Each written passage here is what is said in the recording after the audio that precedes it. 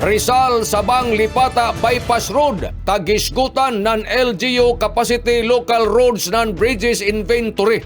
Ang DILG Caraga pinagi sa DILG Surigao del Norte Provincial Office malampuson nga nagpaigadyo ng training on local roads and bridges inventory for local government unit kon LRBI niadtong Hulyo 28 hangtod sa Pitsa 29 ning tuig 2026 dito sa Philippine Gateway Hotel Incorporated ningato Dakbayan sa Surigao. Ang naiskutang kaliyukan tagtambungan gikan ng provincial government, mainland municipal LGUs ng Surigao del Norte, Surigao City Government, Provincial and Municipal LGUs ng probinsya ng Dinagat Islands. Si Mr. Domingo Bulabog ang hipi sa buhatan ng DILG Surigao del Norte Milaong na ini na training nagisgot may tungod sa dugang kalabutan ngadto na sa kapasidad sa mga local government units alang sa pagmintinar sa non-accurate na update inventory ng local roads and bridges, supporting evidence-based planning, infrastructure management sa pag-impormar sa mga decision making. Ang mga resource person gikan ng DILG Regional Project Monitoring and Development Unit kon RPDMU Caraga. Kaiban ang DILG Province of Dinagat Islands na sila amoy nagpasibaw atol sa technical session ng LRBI system sa inin may kalambigitan ng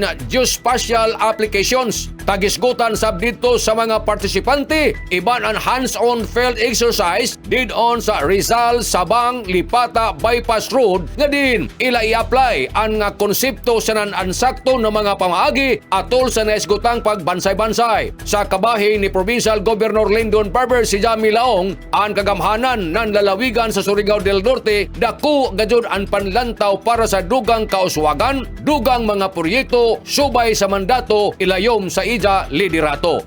Nanukad gikan diri sa Kapitolyo ini si Marictioners Marcon Sim Vlogs, Mario Conales simulan mulaong salamat, marajaw na adlaw natong tanan.